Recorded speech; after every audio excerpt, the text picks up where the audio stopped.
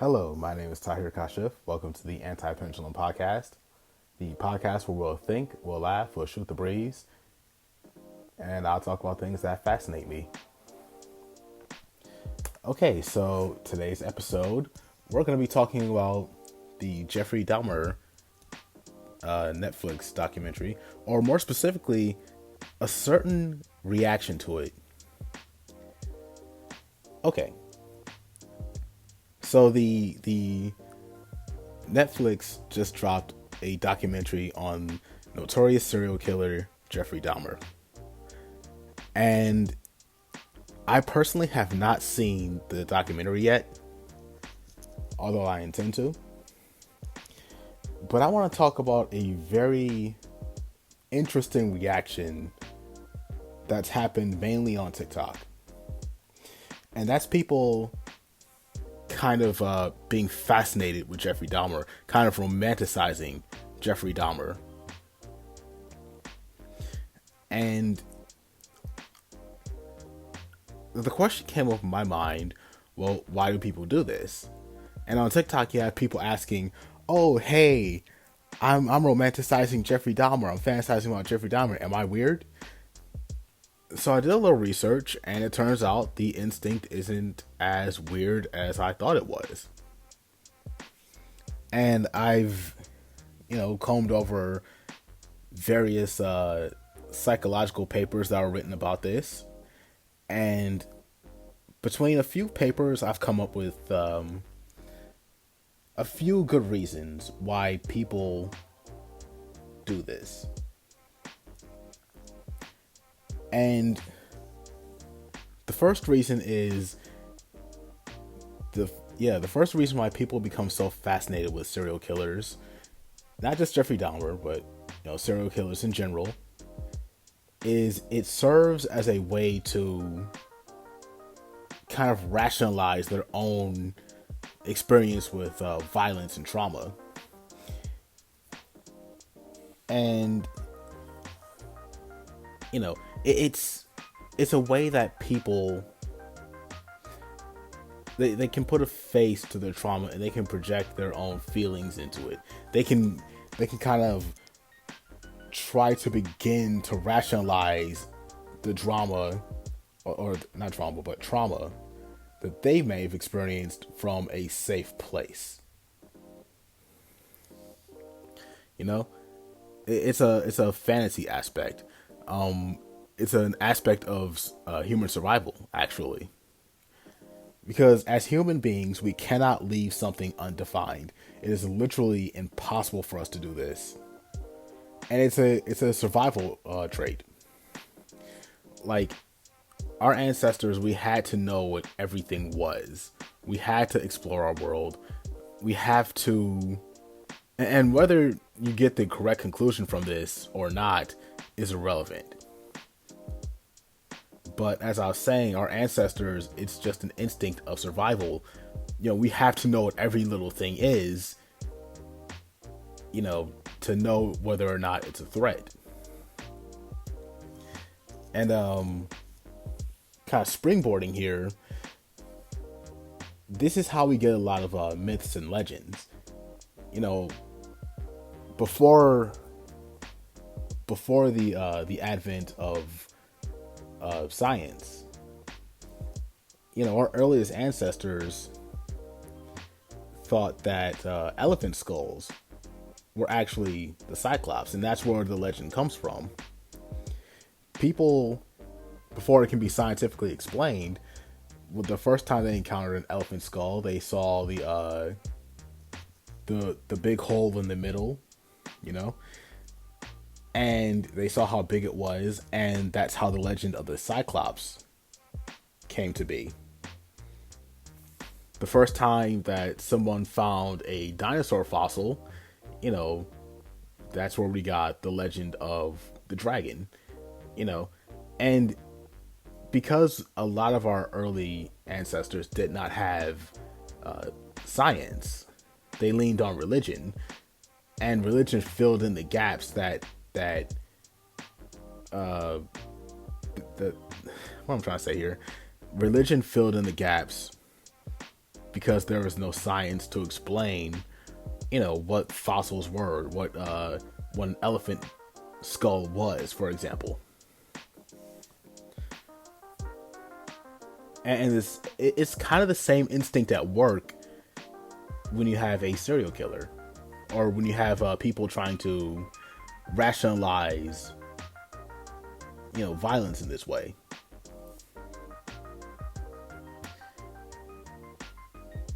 And the second reason I came up with, or the second reason I gleaned from these the psychological papers where, people start to romanticize serial killers, is it kind of gives there's a certain aspect of people, there's a certain section of people who project even a nurturing aspect into this. They look at a serial killer as someone to nurture. Like, oh, if I had only been your mother, if I had only been there for that person, it's that.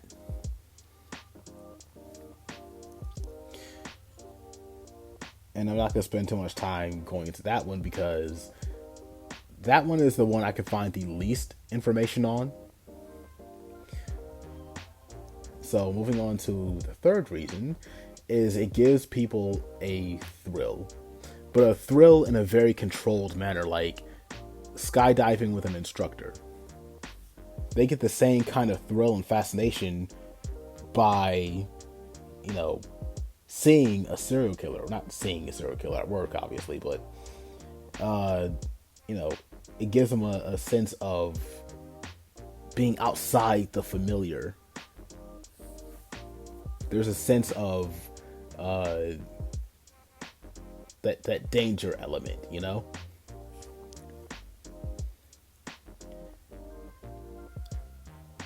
The fourth reason is, I hope I pronounced this right, but hyperbistophilia? Yeah. I'm not going to try to pronounce that again. And it's a condition where some people have a mental disorder that some people have, where they get aroused at having a partner who's committed a crime. And this is predominantly for women. Hyperbristophilia is the arousal at a partner committing a crime, and it's oftentimes a violent crime, like a murder, a rape, a robbery. You have certain people who get a kick out of that, but that is a mental disorder. The fifth reason is people tend to see these serial killers on television in our media, and there comes the separation from their actions. This one I really couldn't find any information for either. But if I were to guess, it's the idea that, well, it's pretty self-explanatory, but it's, our media is very sensationalist and very, very, we have a very short attention span in our media. So you're not going to take the time to remember the victims. Some of these serial killers, they kill dozens of people, and their victims aren't going to get the spotlight that they should get. Thanks to our fascination, our short attention span media.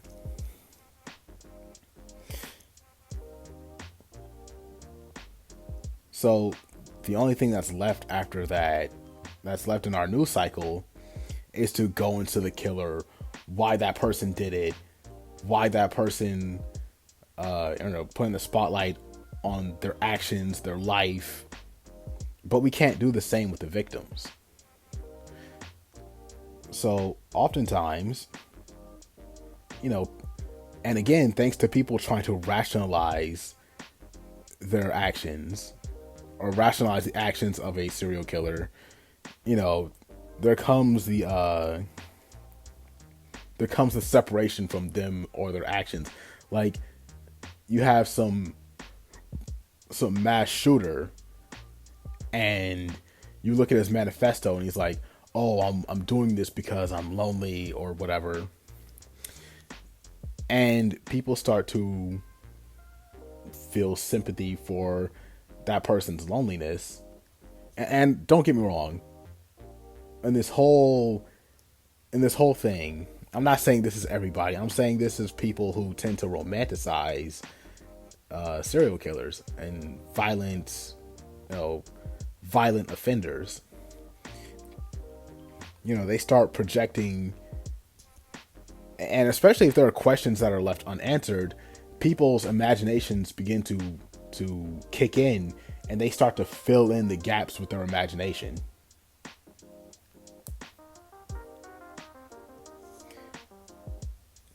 And that brings me to the last reason. People trying to make sense of what doesn't make sense.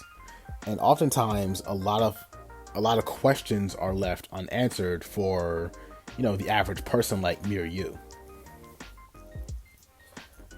And again, thanks to that survival instinct of having to identify everything, our imaginations tend to fill in the gaps where their answers are not reported, or the answers aren't there. What we have here is we have these it is a very, very kind of like a peculiar thing, and this survival instinct can actually work against us or lead us astray. Like I said, in the case of the legend of the Cyclops, or what was the other one I said? Is that dragons? The vampire legend or the vampire myth kind of started the same way, where we didn't have answers for rabies. But that's a topic for another day. The main point is this. People who romanticize serial killers, it's not right, but at the same time, it makes sense given our nature, our media, and certain mental disorders. So yeah, I hope this was informative, and that's kind of what I felt like talking about today. So, follow me on Spotify, YouTube, do all that stuff. Tell your friends, point them to this podcast. And until next time, all the best. Peace.